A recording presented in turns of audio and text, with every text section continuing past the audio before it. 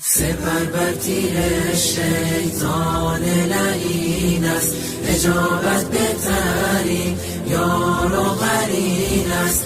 مشو یک لحظه غافل خواهر من، که چشم خائنان اندر کمین است. نگر در سوره های نور و احزاب، که حکم خالق یزدان چنین است. زنی خوشبخت می گردد که راهش مسیر امهات المؤمنین است. سپر بر تیر شیطان لعین است، اجابت بهترین یار و قرین است. مشو یک لحظه غافل خواهر من، که چشم خائنان اندر کمین است. زنانی را که احمد یار آنها در این دنیا و در روز یقین است. زنان پاک و با تقوای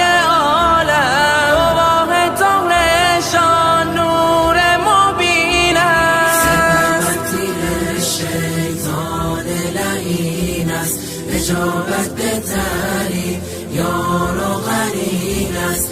مشو یک لحظه غافل خواهر من، که چشم خائنان اندر کمین است. همانا اسوه زن در حجابند، زنی که تابع اسلام و دین است. تو هم خواهر اگر دوری از ایشان، بیا برگرد راه چاره همین است. سپر تیر شیطان لعین است، اجابت بهترین یار و قرین است. مشو یک لحظه غافل خواهر من، که چشم خائنان اندر کمین است. اسیر ظاهر و رنگ و هوایی، گمان کردی که خوشبختی همین است.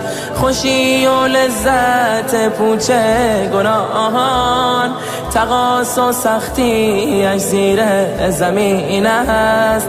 خوشی و لذت پوچ گناهان، تقاص و سختی اش زیر زمین است. سپر بر تیر